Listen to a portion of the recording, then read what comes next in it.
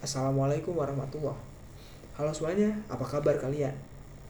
Perkenalkan, saya Primotor Kodri, mahasiswa Komunikasi Penyiaran Islam UIN Syarif Hidayatullah Jakarta. Hari ini saya mengajak kalian untuk menyelami dunia komunikasi organisasi lewat 5 penelitian menarik yang semuanya menggunakan pendekatan teori yang berbeda. Kenapa penting? Karena komunikasi organisasi bukan cuma soal kirim pesan atau bikin rapat, tapi juga soal bagaimana orang saling memahami, bekerja sama, dan membangun budaya kerja yang sehat. Jadi, yuk kita mulai dari penelitian yang pertama. Penelitian pertama yaitu disertasi yang menggunakan teori keseimbangan atau balance theory. Penelitian pertama adalah disertasi yang berjudul Keseimbangan Komunikasi dalam Organisasi Keagamaan. Latar belakangnya adalah adanya ketimpangan komunikasi khususnya antara pimpinan dan anggota organisasi keagamaan.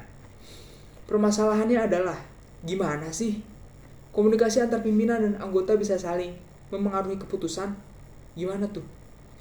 Teori yang digunakan adalah balance theory dari Fritz dan Heider maksudnya, yang menyebut bahwa hubungan interpersonal yang seimbang menciptakan kestabilan organisasi. Metodologi kualitatif studi kasus digunakan, dan hasilnya ternyata komunikasi yang terbuka dan setara bisa memperkuat struktur organisasi dan juga meningkatkan partisipasi anggotanya. Lalu menurut saya pribadi nih, ini sangat relevan di organisasi-organisasi kampus atau pesantren yang sering punya struktur hierarki yang kuat. Kalau komunikasi hanya satu arah, organisasi bisa stagnan dan anggota menjadi pasif. Nah, kalau organisasi keagamaan tadi fokusnya di komunikasi vertikal dan horizontal. Sekarang kita lihat studi di organisasi zakat yang punya sistem kerja lebih modern dan profesional. Lalu penelitian kedua, saya mengulik tentang skripsi yang menggunakan open system theory. Judul penelitiannya ialah efektivitas komunikasi internal di lembaga zakat, di suatu lembaga zakat yang namanya disamarkan. Latar belakangnya ada kendala informasi yang enggak nyampe ke semua lini, akibatnya kinerja terganggu. Penelitian ini memakai open system theory yang melihat organisasi sebagai sistem terbuka. Masuk input dari luar, lalu diolah di dalam dan keluar jadi output. Dengan survei sebagai metodenya, hasilnya cukup jelas. Komunikasi internal yang terbuka dan responsif mampu meningkatkan produktivitas dan kepuasan kerja para karyawannya. Lalu menurut saya pribadi nih, ini juga bisa jadi refleksi buat lembaga non-profit atau lembaga pemerintah yang sering menghadapi tantangan koordinasi.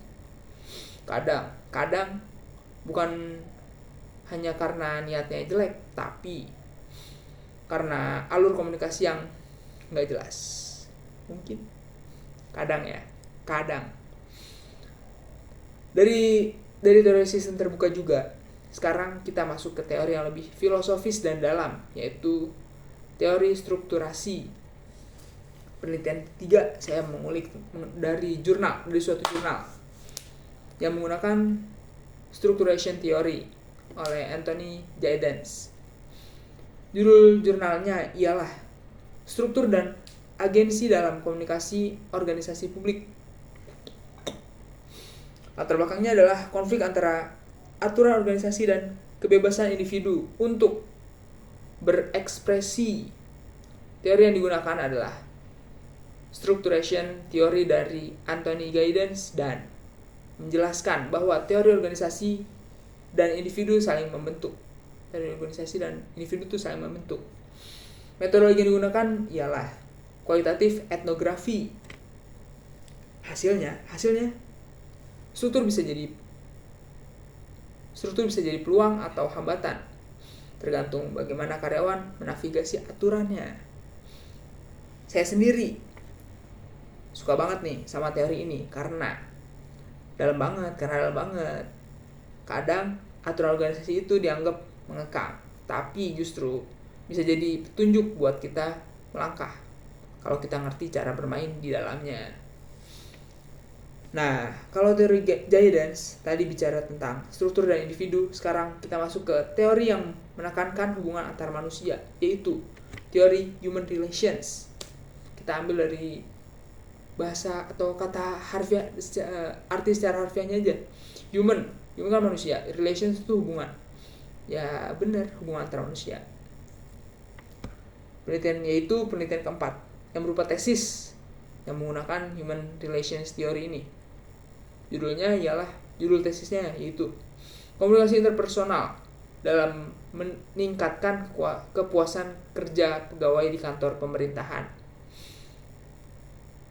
Latar belakangnya adalah tingginya angka turnover pegawai karena ketidakpuasan kerja.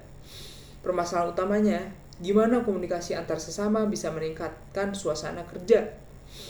Teori yang dipakai adalah human relations, yang mengutamakan pentingnya hubungan antar manusia dalam organisasi. Metodenya adalah mixed method, gabungan antara survei dan wawancara. Hasilnya komunikasi yang saling mendukung dan empatik bisa turunkan stres kerja dan meningkatkan loyalitas.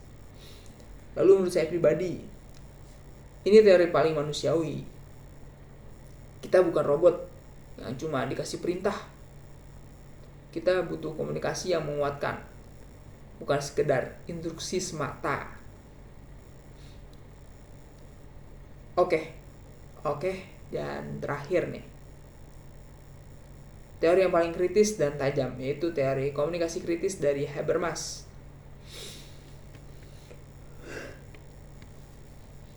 Judul penelitiannya ialah Komunikasi dan Kekuasaan, Studi Kritis dalam Organisasi Media. Latar belakangnya adalah dominasi kekuasaan dalam organisasi media yang membungkam aspirasi bawahan. Permasalahan nih. Komunikasi di organisasi atau saya ulang permasalahannya. Komunikasi di organisasi itu netral atau dimanipulasi oleh kekuasaan.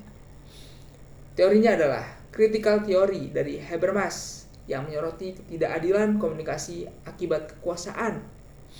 Metodenya adalah kualitatif dan pendekatannya kritis analitis. Hasil penelitian menunjukkan komunikasi bisa jadi alat dominasi, sehingga perlu mekanisme demokratis untuk menyeimbangkannya. Menurut saya pribadi, teori ini cocok untuk organisasi modern yang hierarkis.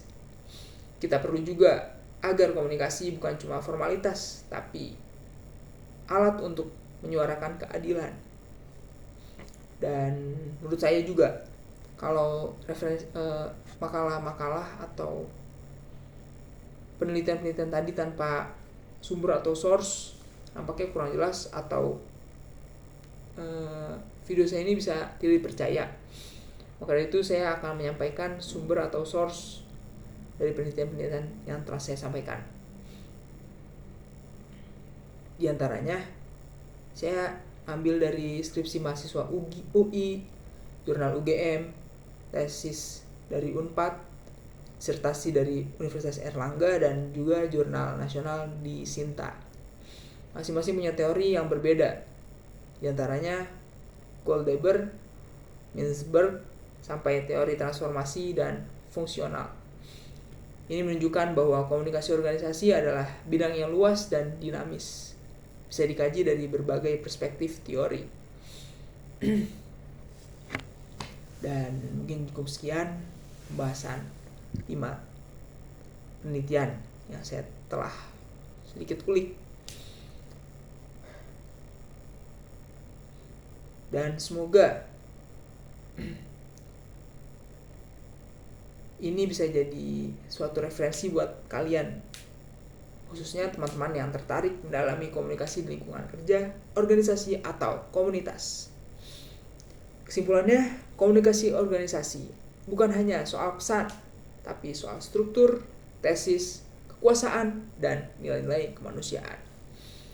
Nah, sebelum saya tutup nih, izinkan saya juga untuk kasih sedikit pantun, langsung aja sedikit pantun biar kelihatan lebih komunikatif gak sih? Langsung ya. Kabel putus, sinyal pun lari. Cakep. Zoom meeting jadi tak terkendali. Cakep. Kalau komunikasi tidak diperbaiki, kerja tim bisa jadi tragedi. Mungkin cukup sekian pemaparan 5 penelitian yang bisa saya sampaikan. Terima kasih sudah menyaksikan dan mohon maaf bila banyak kekurangan. Billahi taufiq wal hidayah. Wassalamualaikum warahmatullahi wabarakatuh.